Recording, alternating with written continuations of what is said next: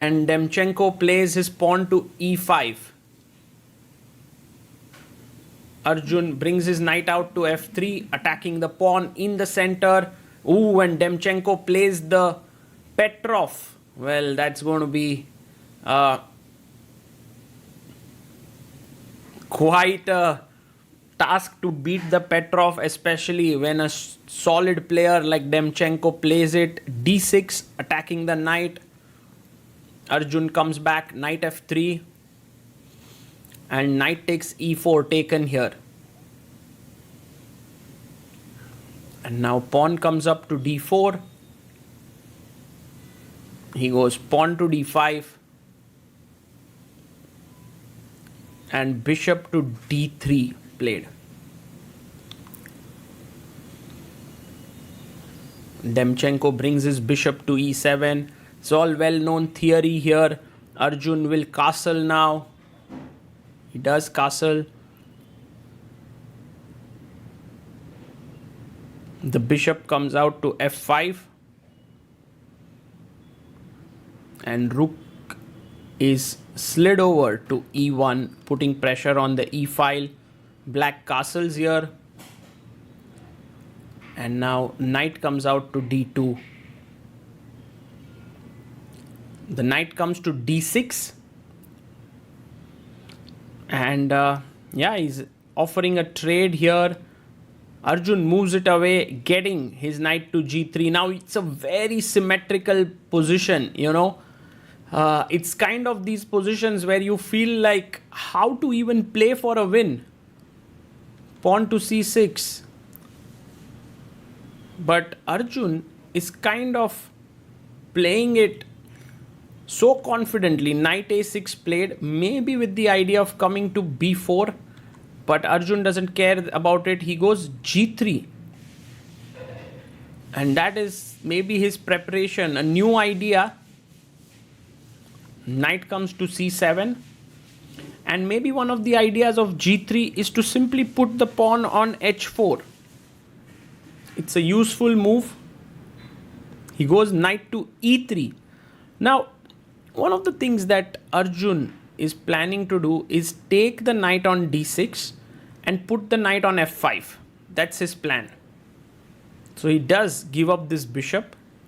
Bishop takes d6. Bishop takes d6. So now there's a small imbalance on the board, something that Arjun can play for. Knight f5 would be met with g6. So he first goes h4, gaining some space on the king side. And Demchenko now goes rook to e8. How should Arjun continue here? Maybe knight f5, maybe pawn to b3. The idea of pawn to b3 is to play c4. He goes king g2. And Demchenko gets his queen to f6. And Arjun goes for that plan that we had just indicated with b4 coming, with c4 coming up. But can Demchenko go with his rook to d8? No, he goes queen g6. He's offering a trade of queens. And Arjun takes it. Queen takes g6, h takes g6. With every trade, it feels like black is coming very close to completely equalizing the position. But Arjun gains some space. Rook a d8. And here was a question, like, you know, he could have taken on c4 and then played rook a d8. But he played directly, which kind of gives Arjun this opportunity to push his pawn to c5 and gain some more space, which he does. On the flip side, of course, the d4 pawn becomes a bit weak. Bishop goes back to c7. But Arjun has a ready-made plan. He's going b4, a4, b5. Play on the queen side. b6 played here by Demchenko.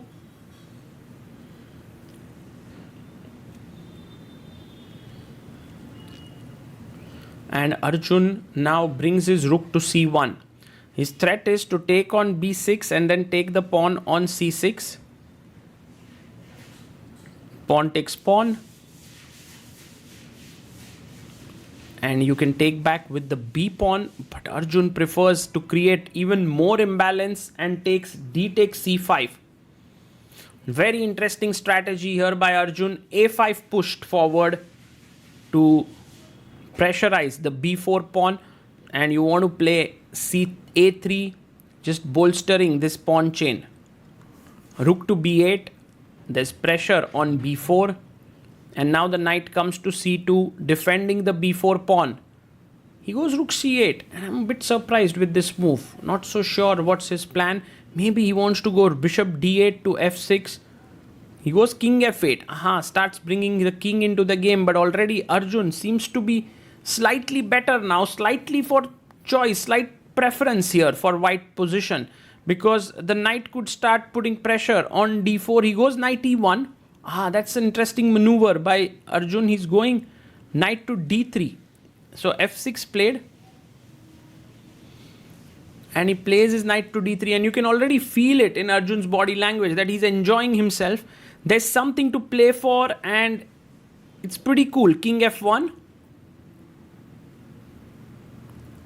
and now king comes to e7. He goes rook e1, king d7, rook e3, doubling up on the e file. Rook b e1. Wow. Okay, the pressure is mounting slowly and steadily. Pawn takes pawn, taken by Demchento. Takes back with the pawn. And he goes knight f8, ready to trade the rooks on the e file. But Arjun goes knight to d4, and now the threat is to take twice and attack the pawn on c6. So rook takes rook, rook takes rook, and rook a8 has been played. So Anton wants to get in via the a file and harass the white king. So king e2 played by Arjun. He goes in with a check. King comes back to e1.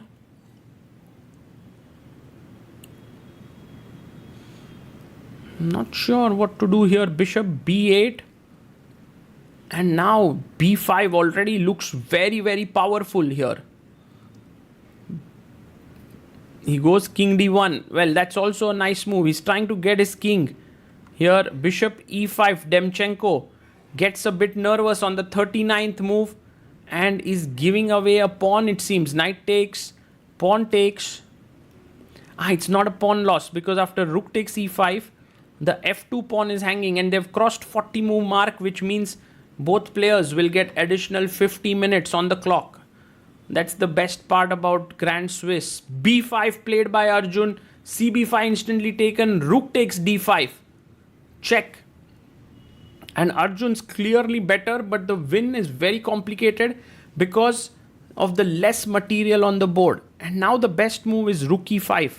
The point is, if king d7, c7, king d6, and then rook takes b5, and you're winning. But instead of rook e5, he goes rook d6, which is natural and logical. He wants to take the pawn on b5. But now Demchento can push the pawn, keep that pawn on the board. He's thinking here, and he pushes b4. So he plays it, and now the material is even. Maybe knight b5 check. No, he goes rook to a6. And here there's a threat now of check. So black has to distract the white pieces. He goes b3. And now if check, king b8. So he takes on b3. And Demchento plays rook f3, attacking the knight and the pawn on g3.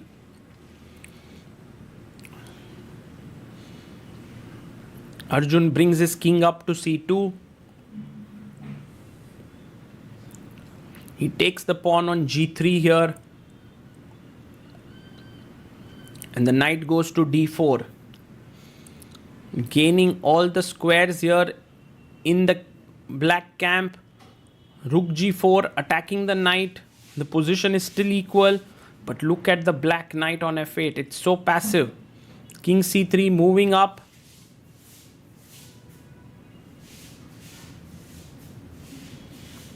King to b7.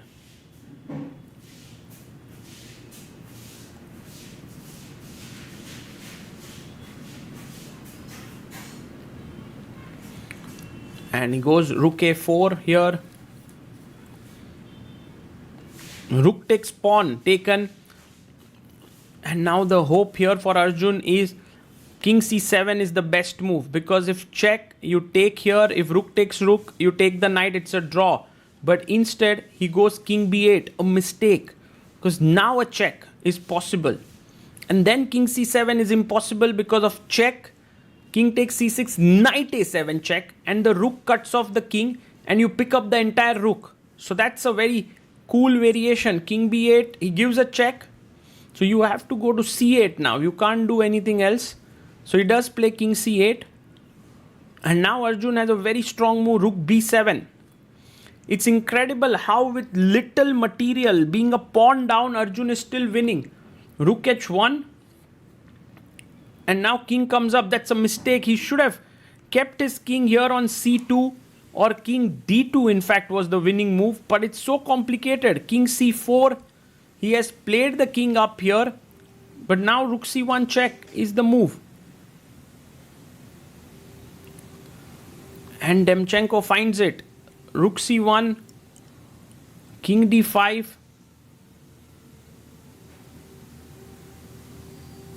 And brings his king up. And now knight to h7. But he goes rook d1, pinning the knight, which is equally good. And Arjun brings his king to c5.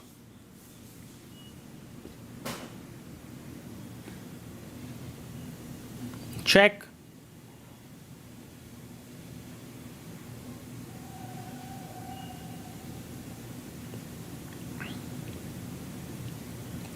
And king to d6 played.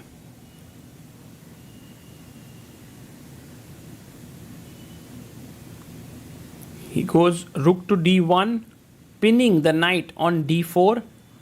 The king comes back, and perhaps it's a draw now if Arjun moves his king to the d file, but he goes to b6. Final attempt here to win this game. He plays knight e6. What a wonderful move. If knight takes e6, rook b1 check, and he wants to pick up this rook and a draw. So rook e7 played here, attacking the knight. Knight goes back to d8. By the way, if you would have taken the knight, rook e8 was a checkmate.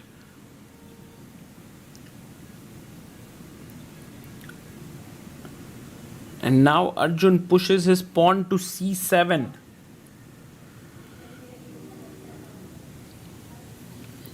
The way to draw this position is to go either rook b1 check or g5, just not worrying about anything that's going to happen here. Just keep pushing the g pawn, but instead rook c4 is a massive error. The problem with this move is that after knight b5, knight a7 and knight d6 are two massive threats, and Arjun now is totally winning. So Demchento finally collapsing on move 61 when he actually got 15 extra minutes on the clock. Knight b5. Well, he gives a check. Believe he thought he can hold this to a draw, but Arjun has seen it through now. King to a5, still with the threat of knight a7. So rook c5 is kind of forced. He goes rook c5, and now an important moment not to play king b4, because then there is knight c6 check and you lose here. So king a4 check, and once again no king b3 business because of rook b4, king b4, knight c6, and you lose the rook. But king a3, fantastic, just avoiding all the mind squares, and Demchento resigns as knight a7 check or knight d6 check. Both are possible, and Arjun Erigaisi with very little material scores a very, very strong win. And this was really amazing performance by Arjun, where his opponent tried to be so solid, but even in that solidity, Arjun managed to find that weakness in his opponent's play and outwitted him. That's the reason why he's right up there with the best in the world.